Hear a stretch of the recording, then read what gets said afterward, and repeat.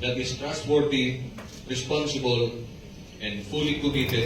Sa pangunguna ni Police Brigadier General Aden Tupas Lagradante, District Director ng Eastern Police District, kasama ang command group at iba pang mga opisyal ng EPD, malugod na tinanggap ng nasabing distrito ng pulisya ang mga miyembro ng advisory group na dumalo sa oath-taking of the District Advisory Group for Police Transformation and Development. Kabilang sa mga dumalo sina Honorable Congressman Roman T. Romulo, Representative Lone District of Pasig City, at Honorable Vice Mayor Robert Vincent Jude B. Jaworski Jr., Vice Mayor ng Pasig City, bilang bagong miyembro ng EPD Advisory Group at mga respetadong lider mula sa iba't ibang sektor, kabilang ang pribadong sektor, mga organisasyong panlipunan at mga LGU. Ang District Advisory Group for Police Transformation and Development ay katuwang ng kapulisan kung saan ito'y nagbibigay ng mahalagang pananaw at rekomendasyon upang suportahan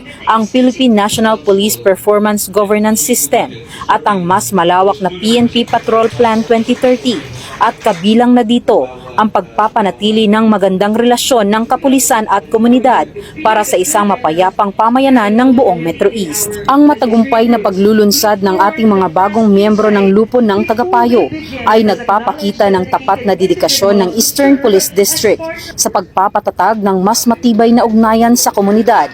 Ang pakikipagtulungan na ito ay susi sa mas ligtas na komunidad para sa bawat residente ng Pasig, Mandaluyong, Marikina at San Juan. Tampok na bahagi ng programa ay ang pledge of commitment ng bawat isa na magtutulungan sa pagmamanman at pagsusuri ng mga estratahiya at pagganap ng EPD patungo sa pagpapatatag ng institusyon. Ang Eastern Police District ay patuloy pang palalakasin ang ugnayan sa mga miyembro ng kanilang advisory group sa pamamagitan ng regular na pagpupulong at mga aktibidad sa pagpaplano na tinitiyak ang patuloy at multisektoral na pamamaraan sa pagpapatupad ng batas at kaligtasan ng komunidad. Mula dito sa Eastern Police District, ako po inyong Police News Network Correspondent, Patrolwoman Jenny Dolor, alagad ng batas, tagataguyod ng Balitang Pulis.